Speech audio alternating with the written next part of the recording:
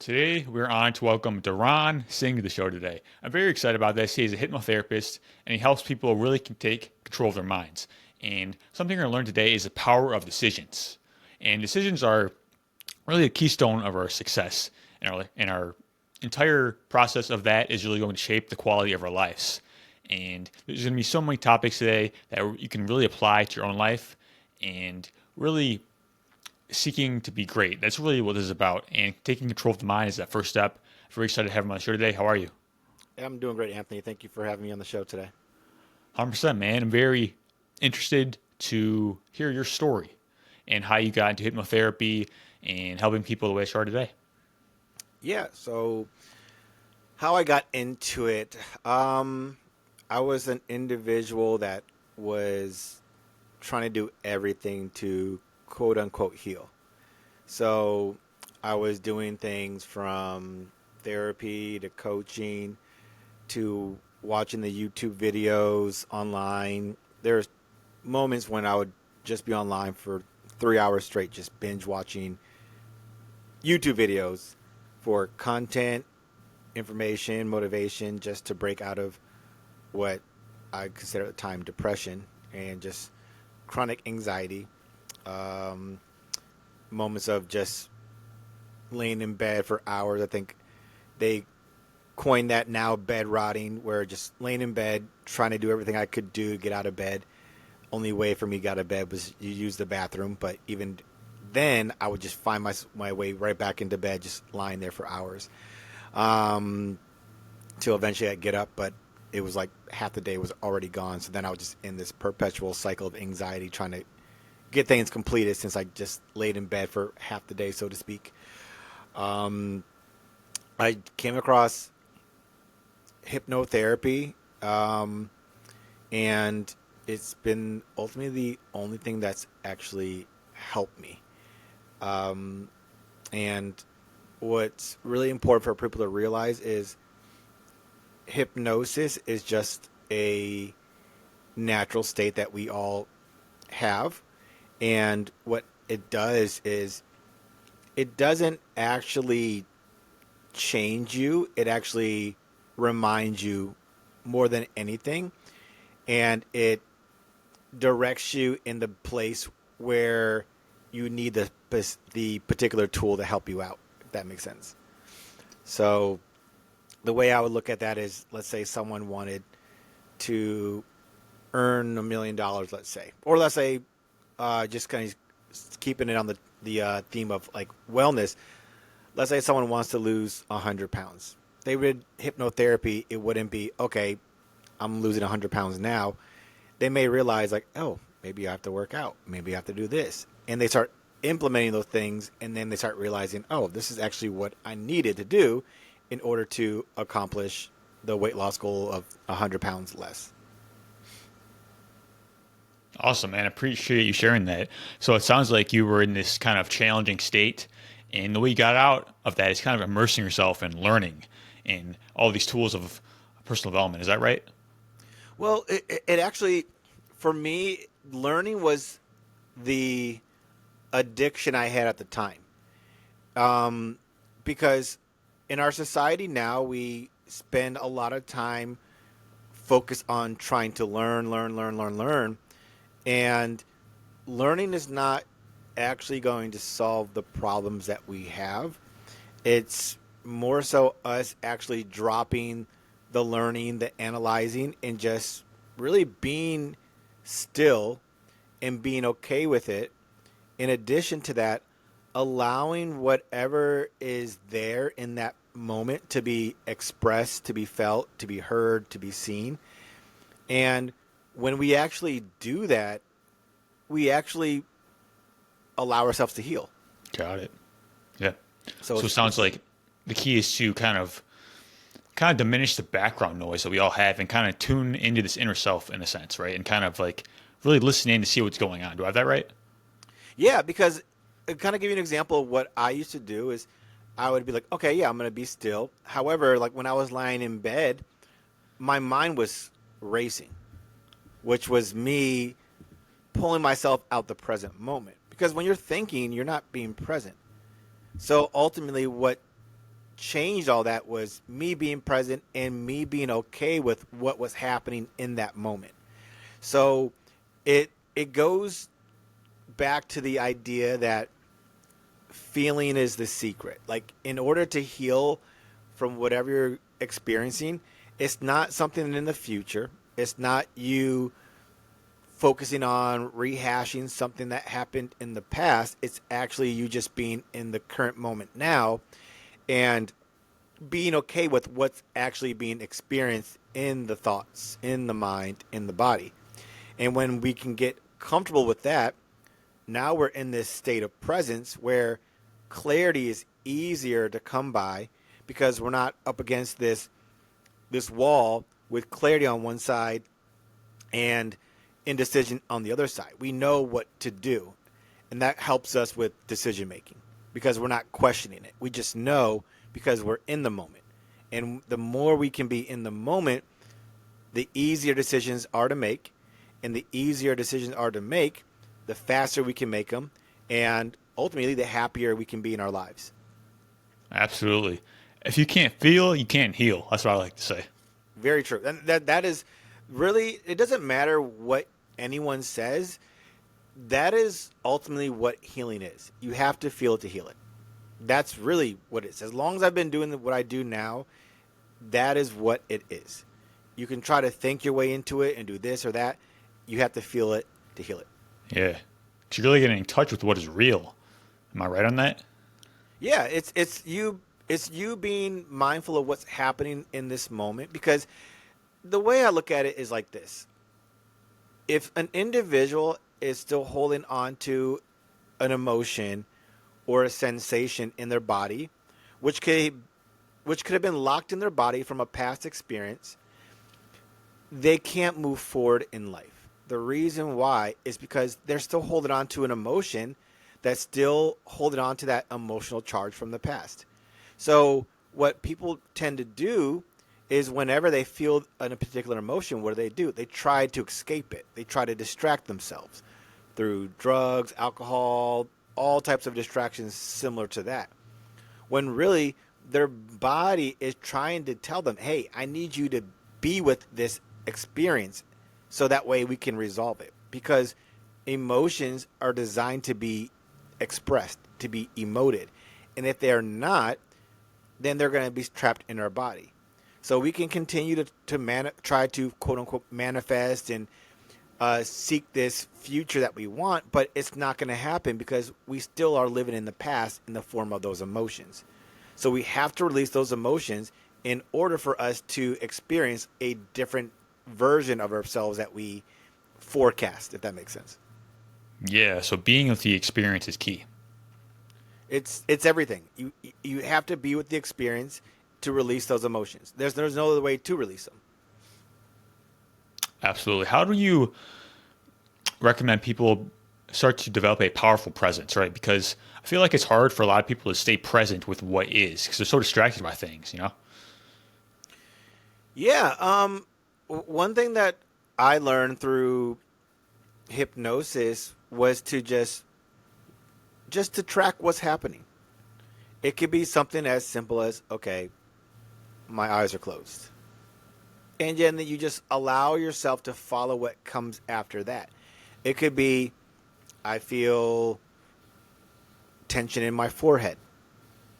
You're not trying to go anywhere. We're not trying to go back into the past, right? You're not going in the future saying, hey, my head feels good. Or you're not going back to the past as saying, hey, my head feels this way when I'm angry. No. Because you're creating a narrative around what's happening. You're analyzing. That goes back into the cognitive mind. What you're actually doing is you're being with the moment, the sensation, which is in the present moment, because things can only change in the present moment. Hey, I feel tension in my head. My eyes closed. I notice that my left shoulder feels really, really relaxed. And as you do that over and over and over again, you're going to notice that you could have a cathartic release. You may notice that you could feel this big relief happen, or you may notice that you can start to feel in certain areas of your body that you once were not feeling something. And this is because what's happening in this moment is you're giving your parasympathetic nervous system permission to actually feel something. However, what happens, and I'm using myself as an example of this, is I should feel this. I should feel this. I should feel happy. I should feel grateful. But you're dismissing what's there in the moment. And when we do that to ourselves, we're almost creating more guilt and shame what's happening within our body, which is going to perpetuate us trying to avoid what we're feeling. So it's being okay with what you're feeling because, like you said, you got to feel it to heal it. And that's true. Yeah, it makes sense because a lot of us, we feel it, but we judge it. So we kind of block it in a sense. 100%. That's accurate. We judge what we're feeling like it's bad, but there are no bad emotions. Their emotions give us information what's happening within. So if we feel fear, and what tends to happen when people feel fear, they want to avoid it. However, just imagine instead of us seeking to avoid it, we just sit with the fear. I've used this example on some podcasts I've done recently where it's like looking at your emotions as children. So if you have a child named Fear, and let's say she, for example, she approaches you, and you're like, what do you do in that moment? Do you tell Fear to, get away from you? Or do you tell Fear, hey, okay, let me sit down with you and see what you need from me? Like, one is not healthy, which is the avoidance, because it's your child. The other one is actually, I'm going to sit with my child and see what they need. And then you notice what happens when you do that is the fear starts to diminish. That's not to say, yeah, this is not to say you'll never experience fear. Like, we're always going to experience fear. So it's like when people say I'm fearless. Well, that's not true. Like, I don't know anyone that's not fearless. Because if someone were to tell me they're not fearless, I would tell them, okay, go ahead and climb up top of a building and jump off. They're going to be like, oh, I wouldn't do that. And I'd be like, why? Because I could die. Well, you say you're fearless, right? So you're telling me you're not afraid to die? Well, do it. So everyone has a fear, and fear is good. Fear is telling you if you're on a cruise boat in the middle of the ocean not to jump overboard, just to have a good swim in the ocean. So we have these emotions because they are healthy for us. What's unhealthy is treating them as if they are unhealthy. Yeah, makes a lot of sense. I mean, emotions are messages, right? And as you just mentioned, it's not like we don't have fear. I mean, courage itself, I mean, you can't really have courage without fear. Like, it's not that, it's not about having no fear, but it's about having that fear, but doing it anyways. This is what courage is, essentially. Yeah, I agree. And it's one of those things where in a moment where you may experience fear, and instead of you fixating on bypassing it, you sit with it. And then what happens is that experience that you felt that fear, let's say you revisit again in the future, and you're like, oh, wow, like, I don't feel fear anymore about this. Because you resolved it. You allow yourself to emote it in the emotion.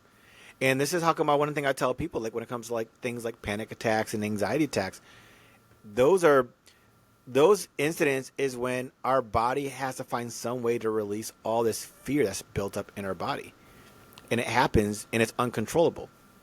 However, if we give ourselves the space to feel it in the moment, we create that controlled container, we let it release. So there's no built up of fear, stress, or anger, or whatever it could be. Definitely. I mean, it is a process for sure, but if you just engage in it, like you said, you start to develop this solid sense of self. And you're no longer walking around with like these continual fears in a sense because you actually did something to address them. Yeah, 100%. Yeah, and you're talking about before, it's like in terms of presence, like all you have is right now, essentially. Because we're so caught up in the future or the past, but really all you have is right now. And when you experience those things, you're going to experience them in the now. And that's why I say you got to own this moment. And emotions is energy and motion. So it's like you got to feel it and then kind of transmute it in a sense. One thing that I did was I was so fixated on the future. And it was funny because I would bounce between the past and the future. Past, future, past, future. Never in the moment. I would be like, okay, I don't like what I experienced in the past. So I guess what can make things better for me is to focus on the future. And by doing that, I was in two places. I was in my head, never being able to experience what I felt because it was like, oh, if I felt something I didn't like, it would be like, oh, I have to do something else because I don't like this feeling. So I would go into the future. I should be feeling this and this and this. And what the change that took place for me is I I had a hypnotic session with a colleague of mine, and the resource that came up for me was, what if me going through grief was the way to happiness? And that's what made everything change for me. Is I would feel grief in the moment, and I'm like, oh, I don't like this. I got to do things to make me feel happy. And then I realized, hold on a second. Maybe that grief that I'm feeling is actually the way to happiness. And that's what changed. That's a good point, man. I love that. I mean, you talk a lot about decision making, and I'm very curious to hear your process because a lot of us were overthinking. We're just kind of procrastinating, perhaps, and we make decisions very slowly. Do you want to speak to that? Sure. I mean, procrastination, overthinking, they are just tools to help us from not experiencing those quote unquote unpleasant emotions. I remember I came across something where they said procrastination is just avoidance of those emotions that we don't want to feel. Because if we were to sit down and be like, all right, all those things that I want to do, I'm going to do them right now. It would be like, okay, what's the emotion that would probably pop up when you're trying to do those things? Like, oh, fear. Like, what if I don't have enough money? What if it doesn't work out? What if I fail? Those may be the narratives which are going to be attached to a particular emotion that comes up. Because if we are in the now, then all decisions that we make are going to be good decisions because we're in the moment. And ultimately, if we're in our head overthinking things, it's because we're going back into the narrative of the past to make a decision. And that's going to continually distort our decision making. So I would say what would help someone with decision making and being clear is to get still in the moment. And what I really think is even better about that, Anthony, is you won't have to think about the decision. The decision is going to come to you. That makes sense. I mean, I experienced that in my own life, because I feel like contemplation in our life is so important. It's creating that space where we're just able to think and ask questions. That's something that very little people do. And we're carrying on these thoughts and beliefs that aren't even ours until we actually get to this, stillness, as you mentioned. It's really hard to actually think for ourselves and find out what is real and what isn't. Yeah, it's so. In my approach, to that too is like the beliefs that we have they are our beliefs. Yes, we can say that we adopted those beliefs from caregivers, parental figures, teachers, authorities in our life. We could adopt those beliefs, but we are the ones that are still choosing to hold on to those. And when I say choosing, I use the term choosing unconsciously because everything that we are doing to ourselves is to benefit us in some shape and form. Even though it may not seem like it benefits us consciously, everything that we do is going to benefit us unconsciously. There's no other reason why we would do those things. And when I say benefit, the reason why I say that is because the number one priority of our mind is to keep us safe.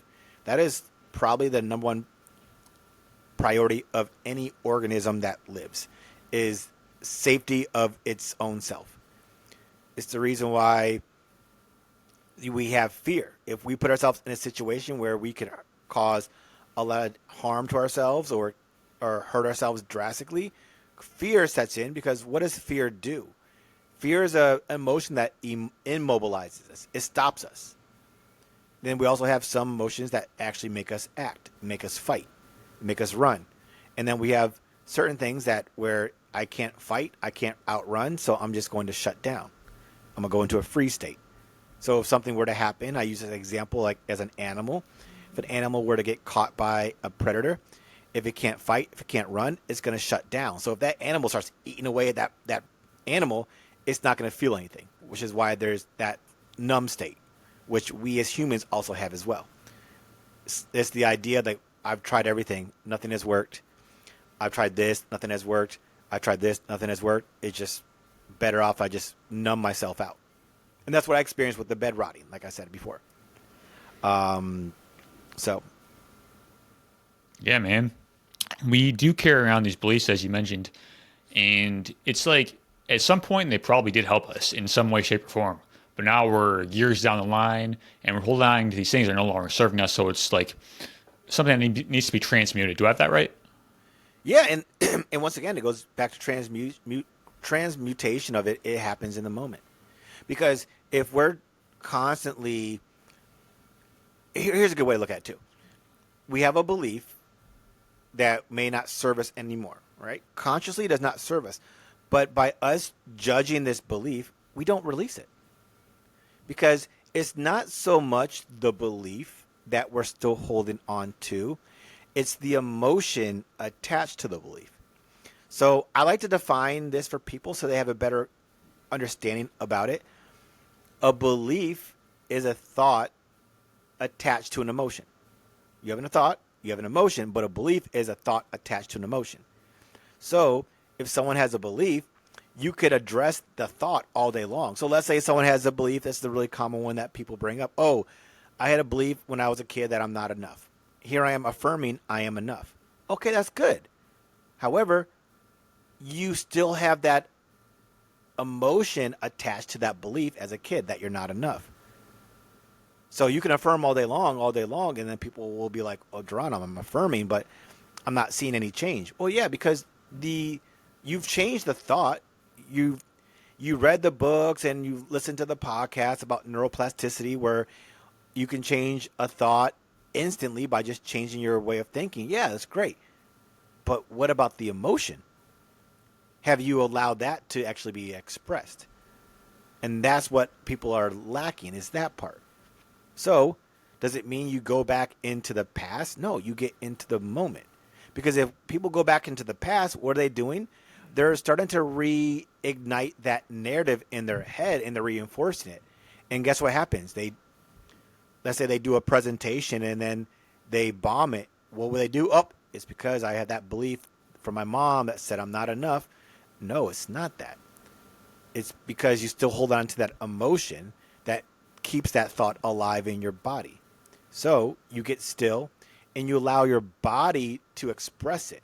And you don't have to sit down and say, okay, I want the emotions of I'm not enough to come up, because your body is a natural healer. Your body wants to be in what is it called? A homeostatic state. It doesn't want to hold on to emotions, but guess what our mind does? Oh, it's the past. So now we're holding on to it. Versus letting the mind get so still that the body can just release. It's what animals do in the nature. They'll have a cathartic release. They're not thinking about how they lost territory to another animal all day long. They're like, oh, I lost. They separate. They have that cathartic release. The emotion releases. Next thing you know, those two animals are eating side by side one another as they're just fighting for like 20 minutes straight. That makes perfect sense. I mean, what you resist will persist. Yeah, it's true. What you resist will persist. So instead of resisting, allow. 100%, man. Back to decisions. They're saying that good decisions are made slowly. Sorry, they're made quickly and changed slowly, while poor decisions are made slowly and changed quickly. Now, of course, there's a lot more to it than that, but I feel like that's a pretty true statement as well. Poor decisions are made, you say, Slowly, while slowly. changed quickly. Wow. Slowly. Good decisions made quickly and changed slowly. Yeah, I mean, for me, I look at it as because even when it comes to that, right? Those are all just beliefs. So I look at it as what is it that we want to believe? If it's I want decisions to happen quick and have decisions to happen quick or fast and then change fast, okay, great. They can all happen. It just comes down to what is it going to give you? What is it going to bring to you? And ultimately, everything goes back to an emotion. Oh, it may bring me more fulfillment. Okay, great. It may bring me more joy. Great. If it's the idea of doing it to avoid an emotion, it's like, oh, well, what you resist persists. You're trying to do it to avoid a fear. Well, the fear is not going to go away. You're going to be caught in that loop. Yeah. It all depends on what you need. Like, there's a lot more to it than that, as I mentioned, but it's like, like part of like being present and tuning in is deciding what is needed in the situation, right? The ability to adapt is key. Yeah, and I think even go back to the quote that you mentioned. If I were to break it down, it would be like, what's the rush? What's the rush? What's the need to have a decision now, let's say? Because if you really were to meditate on it, if everything in our life is already good the way it is, then what's the rush? So for me, Makes sense. that makes me go back into, okay, well, are we being in the moment? Are we enjoying the moment? Because if we're enjoying the moment, and for those individuals who listen or watch this, and they are those who subscribe to law of attraction and spirituality and manifestation, if like attracts like, if we're enjoying now, that would mean we're going to get more enjoyment later on. But if we're not enjoying now because we think the future is better, then we're going to get a lot more of that too. We're going to get a lot more of thinking that whatever is next is better than right now. And we're going to keep chasing versus just enjoying now, which is going to be more enjoyment later on. There's no way to happiness. Happiness is the way. Very, very true. Yeah, man. I learned that. Yeah, I mean, because it is always a journey. Like, there is no there, essentially. Like, I feel like the paradox of success is to accept where you are, but always strive for more in a sense. Because I feel like growth is the nature of life, you know? I think humans by default want to strive for more. And going back to that first part is like, yeah, it's just being content with where you are. And look at it this way. Yeah, I like where I am and I want more of it. Nothing wrong with that. It's like I don't know, you being told, hey, you can have whatever you want. Your life is great already, but you can have more. Okay, yeah, I want more. Mm-hmm. And the thing about that is the more you grow, the more you can actually serve and help people. So it's like these kind of mindset shifts that kind of help us become the greatest versions of ourselves. That's what I find. Yeah, I agree. So how can we utilize this work to, say, overcome addictions and perhaps any negative patterns that we be in our own lives? My work as like hypnosis work. Yeah, just like this, mindset, all these types of things that you utilize with people to overcome these patterns. Yeah, so ultimately what I do is I use hypnosis. I use conversational hypnosis. That's what I do as a profession. Ultimately, what I'm doing is helping an individual gain the resource that they need to have the epiphany or the aha moment that they need. For me, it was, Deron, like, you're not enjoying now. And the reason you're not enjoying now is because grief is in the now. And you don't want to experience grief. So sit your butt down, experience the grief, and then you'll realize that once the grief has been expressed, on the other side is the happiness that you're looking for, which you keep thinking was in the future, but which is actually now. That is something that I learned from in hypnosis. Every individual is going to gain the resource that they need. I can't tell anyone what it is. They uncover that on their own through the process of itself.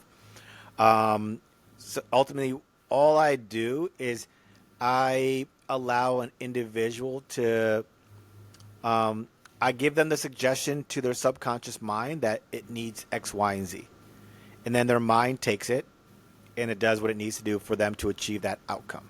So the analogy I use is it's like an individual going to Starbucks and going up to the counter and saying, hey, I want a pumpkin spice latte. The barista says, okay, takes your money. And then you sit and wait. And then guess what? You get your order. So that order was what is given to the subconscious mind. And guess what you have as a product is these pumpkin spice latte. the thing why this is so great is you don't go back there and see what the barista is doing, how they're making it. Because what that does is it disrupts their process. It slows them down. That's what a lot of people do. Okay, I want to be healthy. What do I need to do? Maybe I should do this. Maybe I should do this. Maybe I should do this. No, you're disrupting the process. You're being analytical. You're slowing it down. Where it should be, this is what I desire, and I'm going to let my mind show me the way. And then next thing you know, you could be like, I don't know, you could be driving down the street and you just see a gym sign. And you're like, you know what? I'm going to go in there. And you could have been driving by that sign for years and years and years. But today was the day you did it. Because your mind was programmed of, hey, weight loss, success, or whatever it is. And now your mind's drawing the resources into your life for that to happen. The reason why this is imperative, because ultimately what are people usually doing is they're hypnotizing themselves negatively. I'm overweight, I'm fat, I can't make good decisions. Where now they're programmed to, I make good decisions. I have a healthy relationship with my weight. So now resources are coming into their life for that to be their present moment in their outcome. I love that. What you're really talking about is like paradigm, right? We have these unconscious questions we continually ask ourselves, same thoughts, same emotions, and that's what we're kind of attracting in our lives. Like all these resources are coming to us based off of our inner world. But when you start doing this inner work that you're talking about, we start to shift these questions and emotions. We actually start to see different opportunities and draw different resources to us. Yeah. Would you be able to give an example for maybe someone, say, they're struggling with alcohol? Like, how could they use the power of this to kind of go in the right direction, so to speak? Yeah, so regardless of what their quote unquote problem is, the process is really the same. An individual does not realize this because they think and believe that their problem is different from everyone else. I had a client where he would tell me, Deron, you've never met anyone like me and my problem. And I'm like, okay. But everyone's problems, the framework is all the same. They're just a narrative of the past. They're stuck in the past. All that happens is they get programmed for the future in their unconscious mind. And then there's a part of their mind where it's like, okay, this person who's addicted to alcohol, let's say, now they're saying we've been programmed to now stop drinking alcohol. Well, the only way for us to stop drinking alcohol is we have to release the emotion that was being suppressed from the alcohol. Because once they experience that, they're going to have no need to drink alcohol anymore. And what happens, it could be during the session, it could be afterwards, it could be a week later, they have this emotional release.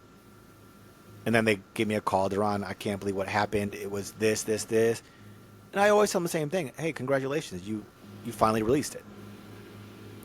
And this is how come when people have those very deep emotional releases, they're like, I feel much better now. It's like, yeah, because you released it all. 100%, man. Yeah, change your story, change your life, right? Because you're holding on to these stories, and they may or may not even be true. But if we just start to shift towards empowerment, I mean, that's kind of the foundation of, getting results. That's what I find. Yeah, and for me, I look at it as, I used to think of it the same way: change your story, change your life, right? And that's what I was doing. I was changing my story. But then I was like, well, nothing's changing. I still feel the same. And it goes back to the common theme of this episode right here. I would say not change your story. I would say feel the feeling and your story will change. Because then you're not going to have any need to hold on to the story. And I use myself for that example because I was changing my story. Yeah, I'm responsible for this. I am this, and so on and so forth. And then I'd walk through the day and like, I don't feel any better. But I just changed my story. Because I realized I didn't release the emotion. Because It's not the once again, it's not the thought that's holding us back. It's the emotion that's keeping us in the past. And then what happens when we keep thinking it's the story? You're like, oh man, like I guess changing my story doesn't work. But that's not true. It does work. You have to change the emotion too. Thought plus emotion is the belief. Yeah, because a lot of us we just kind of try to do it in our head, but it just kind of stops there. So you're kind of like mentioning putting your whole self in there, right? Kind of emotions, and of course the actions are going to follow that as well. Yeah, and also, honestly, I think if there's one person that helped us realize that, maybe it was Joe Dispenza, where we know, okay, our thoughts dictate our emotions. However, when we go through a traumatic experience, it's then our emotions is flipped. Is inverted. Our emotions are dictating our thoughts, Yeah, and that's the repressed emotions. It's oh wow, it's like I'm trying to tell myself I'm happy, or but I don't feel happy. Well, because you're still holding on to an emotion. Maybe release the emotion, and then your thoughts get clear. This is where what happens with overthinking. People will tell themselves, "Okay, I'm gonna think clearly," but then they're like, "Okay, I don't know if I'm thinking clearly. Am I thinking clearly? I said I am, but how can I not feel like it?" Da da da da da da da da. Right? They're using the thoughts to try to change it, but it's the inverse. It's release the emotion, and then see what happens to the thoughts. absolutely. And I feel like thoughts can create feelings, but it also goes the other way around. It can be both. Do you feel like that too? Yeah, I mean, it should be thoughts. Thoughts do create your feelings. Thoughts create your emotions. However, when we are holding on to emotions, it's the other way around, which is typically what happens. It's our emotions are creating our thoughts. And an example of that would be, let's say, if someone's holding on to grief and they experience something. Once again, we attract what we are. We don't attract what we want, we attract what we are. So if we are holding on to grief, what are we going to experience in life? We're going to experience more grief. So now someone's telling themselves, oh, good things are happening today. And then something happens which wasn't good because they're holding on to grief. Guess what? Now that emotion has dictated their thought. Oh, I guess I'm just destined for doom. And it was all because of the emotion is now directing thoughts. Yeah, you don't attract what you want; you attract who you are. I love that, man. Yeah, very much so. Yeah, it makes a lot of sense for sure. Out of curiosity, like, do you find that people have any misconceptions about hypnotherapy and what that actually is? Oh yeah, 100%. There's plenty of it. The most common things I would get is people think when they go into hypnosis that they think it's mind control. I explain that hypnosis, if anything, it's actually you taking control back over your mind. That's what it is. Not mind control. If it's mind control, yes, it is mind control. It's you taking control of your mind. It's you not thinking that, and it goes back to your emotions too. It's like, oh, like my emotions are dictating my thoughts. It's like, well, no, you're back in control, because when that happens, now you give the emotions the space to actually release, or to take away the idea like, oh, these thoughts are because of my mom or dad, this, that, the other. No, these are my thoughts. I'm taking control of these. So it destroys the narrative that we have. So that way we're back into control and taking responsibility ourselves.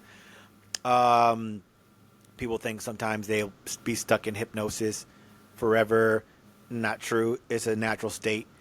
Like if I were to have someone in hypnosis and I was to walk away, they eventually break out of it. It's a very natural state of mind. It's just used as a therapeutic tool.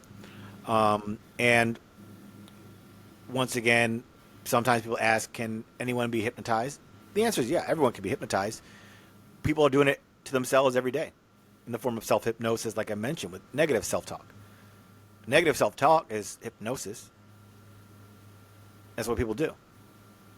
So it's now a matter of just, hey, instead of you thinking that nothing good can happen, what if things good can happen? Like, what would that look like? What would it feel like? And then that gets the person to actually start to experience it. And the great part is the feel part. What do it feel like? Let them experience that. Because when they're experiencing whatever that is, it's in the now. And that's where everything changes. So having a positive outlook on things is key. Yeah, it is. It is. And I used to do that. And there's a point I was like, man, I guess positivity doesn't work. Because I was doing it all day long, all day long, all day long. And like I said before, I was watching YouTube videos for 3 hours straight. And it's like, oh, be positive. And I was doing all that. And I'm like, I'm doing it, but I don't feel better. Because the key word is I didn't feel better. Because it was the feeling part that I wasn't addressing. So I like to look at it as someone having, let's say, a garden. And they have weeds in this garden. And they're planting flowers on top of it. The weeds are still going to come out. Those weeds, nothing wrong. There's nothing wrong with weeds. I think one gardener told me the best thing about a weed. A weed is just a plant that's in the wrong place. That's what he said. And I'm like, oh, I like that. So the emotions are those weeds. So you can put positivity on top, but those emotions are still going to show up. So you have to get to the root of the emotion, pull those out, so the weeds can't grow through because there's no more weeds. Yeah, mine is gardening. I cultivate it every single day. Good. Yeah, it's important to.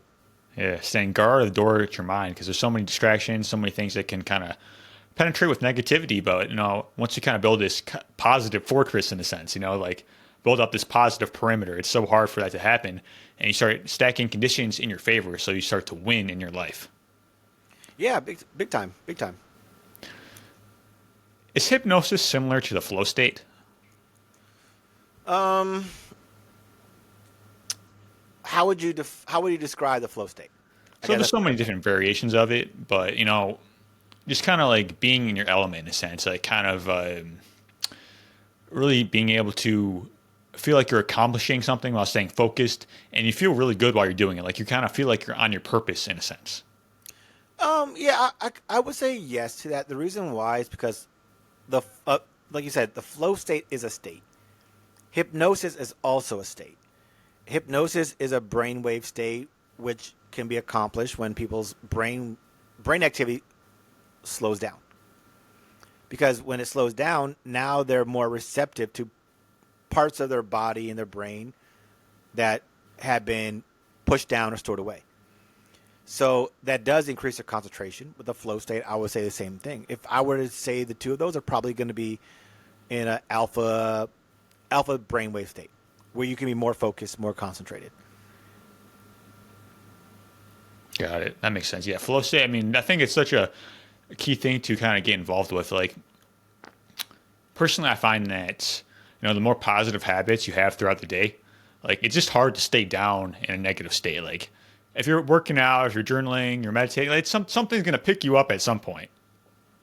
Yeah, yeah, yeah. And I mean, and Anthony, like I said, I'm sure I've done. I haven't met anyone that yet who has done more of all the work that you could think of. Journaling and meditation, the breath work, the plant medicine, all that stuff. The solution is a lot simpler than we think. And it's interesting because if there's one person that describes it perfectly, let's say, it's Eckhart Tolle. Like, the power's in the now. That's where it is. Everything's now.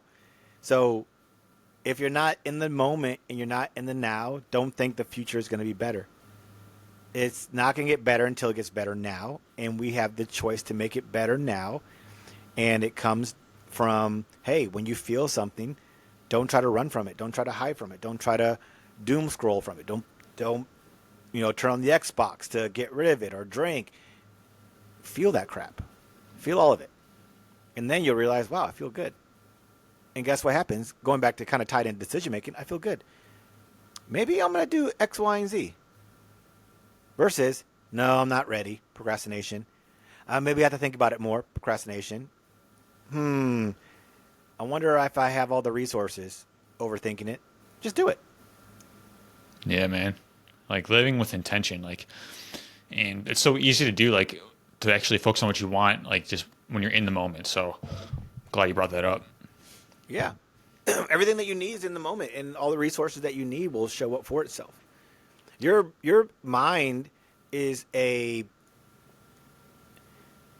is hardwired to give you what it is that you desire. So you have to only experience that when you're in the moment. It's like when you see children. Like children are in the moment. Like the only thing that could pull a child out the moment is if they experience some type of traumatic event where now they're in that fear state, where they're hyper vigilant, trying to become secure around what's going on so they can try to prevent something from happening. But they're in the moment. They're enjoying it. That's how come you see kids smiling, laughing, having a great time.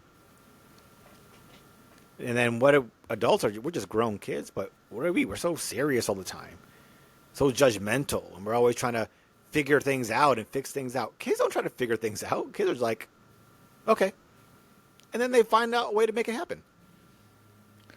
Yeah, just like not being so serious, kind of having this playful energy about you. It just makes it like a lot easier. I find that if you bring the joy to the situation and you focus on the energy as opposed to the results, I feel like the results just come because you're actually creating from a positive, strong state. Yeah, 100%. And if people want to get started with hypnosis, like where do you recommend as an entry point? Well, I mean, I could definitely say, I mean, they can always work with me. Like that's just the best thing. They can always reach out to me as far as figuring out what is it that they're looking to accomplish or what quote unquote problem that they have. A good starting point is for them to go to my website, deronsingh.com. I have an active YouTube channel too, Deron_Singh, and then my Instagram, Deron_Singh. I post a lot of resources on there for individuals, but my website is a great place to get started. Awesome, man. And is there anything else that people should know about hypnotherapy? Yeah, there's nothing unnatural about it. It essentially is one of the first forms of healing that has been around. One of the oldest forms of healing. It's been around way before even talk therapy emerged. So there's so much information about it, and at the same time, there's a lot of information on there that is set to demonize it and to make it seem as though it's not healthy or it's dangerous. All that stuff is BS. It's natural. Your mind can heal itself. Your body can heal itself. You just have to tell it that. And the best way to tell it that is to get through that state of hypnosis. To get not in just a relaxed state, but a safe state. And that's going to be those lower brainwave states. It's a very powerful statement. Like our minds and bodies are designed to heal themselves. Like we're designed to be healthy. We just have to get out of the way, essentially. Yeah, they're the only. If there's a problem, it's us. We are the only problem in our life. There is no one else that is a problem to us other than ourselves. 100%, man. Like that parasympathetic state that is only accessed through the now and being relaxed and present. I mean, that's literally the nervous system that is designed to heal. And we're just kind of cut adrift from that most of the time. We do, and that's the narrative. I shouldn't feel feeling like this. Da da da da da. Oh, it's because of this person. I feel this way. No, it's none of that stuff. You feel that way because we feel that way, and that's okay. Feel it, heal it, resolve it, and now what's next? All right, I want to be a better version of myself. Okay, your mind's like, got it. Let's do it. That's right, man. I love it. All right, Deron, I appreciate you so much for coming on the show today, man. You have an amazing story, and you have amazing tools that you talk about. This is such important work, and if people start to kind of master their minds and just learn to be present, like our whole lives can change. And as you mentioned so much, it's about like really feeling the emotions and kind of moving through that because that's really unlocking our lives. Like we focus on the external, but it really comes from the internal. So again, I appreciate you coming on and sharing all your insights with us, man. It's been a blessing. Yeah, likewise, and thank you so much, Anthony, for holding this space for me to just really speak about what I truly love and am passionate about. 100%, man. So I know you mentioned your website, but is there anywhere else people can connect with you? My website, Instagram, and YouTube. Awesome. All right, Deron, appreciate you. Yeah, thank you, Anthony.